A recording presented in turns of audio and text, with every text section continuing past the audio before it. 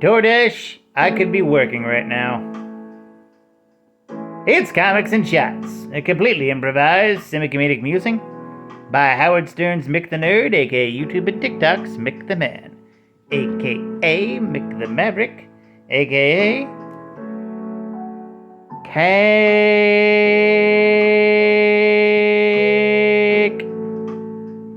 Today's subject, literally the one thing that bugged the crap out of me out of Amazing Spider-Man 2012.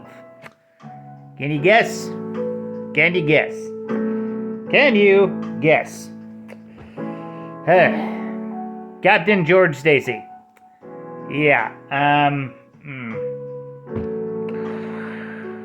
maybe I just came off of the Bronze Age a little too soon, but I didn't really care for, the depiction of George that much in the film.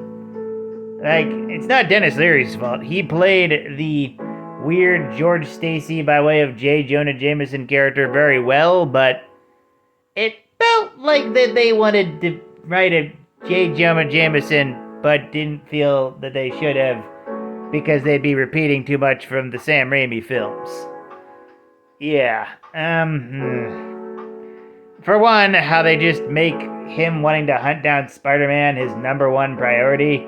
In the comics, George was a retired policeman. He wasn't a retired police captain for the most part, and he didn't want to hunt down Spider-Man like a dog.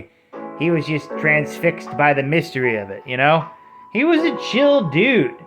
And in the film, they just have him hunting down Spider-Man, just having police straight up try to mow him down with bullets. And not just him, the Lizard too. It's it's really a good thing that the Lizard had Wolverine regenerative healing powers in that film. Otherwise, he'd have been dead. He'd have been dead. It's this film is literally one of the most annoying parts of Spider-Man, is that Spider-Man could easily save the day easily if some weird third party didn't show up last minute to ruin everything and slow him down. And that, in this film, is the police, led by Captain George Stacy. And you know how they made him I don't want to say an angry cop dad, but a little bit of a, overprotective cop dad. In the comics, he was a little more chill.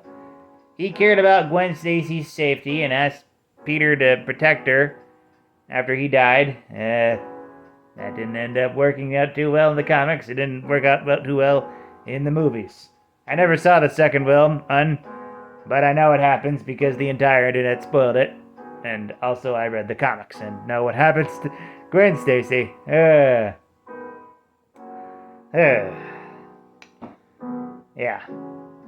And, at the end of the film, rather than asking Peter to protect Gwen, he asks her to stay away and, don't bring her into this. The same promise that Captain Joe West made to Barry Allen. Because he's also Spider-Man. The Flash is also Barry Allen, who is also Peter Parker. And, whatever. Yeah. I mean, the film's good in a lot of ways, and in many ways, he kind of feels more like a traditional Peter Parker than Tobey Maguire does. The Tobey Maguire version does. But, also, in times he could be a little more socially awkward. Just a little bit. Making him a skate punk was a neat way to go with it. But I don't know. But mostly my problems with that film are George. It wasn't horrible, but it feels like they changed him a little too much to feel like J. Jonah Jameson. And he's I'm at least glad he still died, but it also feels like it's a little too soon for the death.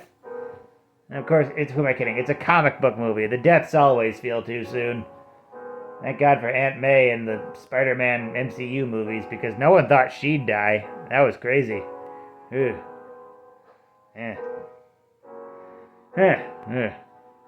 Yeah, to whoever makes the next George Stacy adaptation, less of a control freak, more just detective in the shadows, pretty much. Sort of. Yeah, I'm underselling his character, yeah.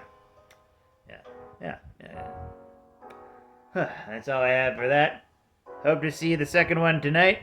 Yeah, well, it's still on Netflix. If not, Disney Plus, with all the ads that come with it.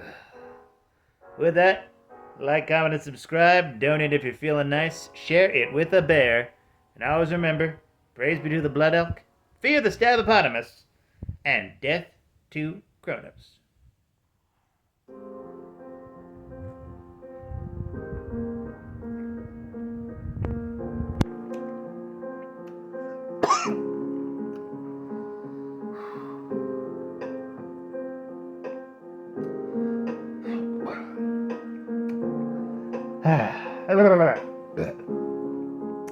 Seriously, scheduling for DoorDash in the suburbs is such a pain.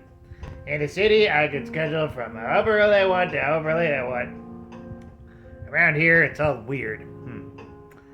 Have a night, folks. Tip your server.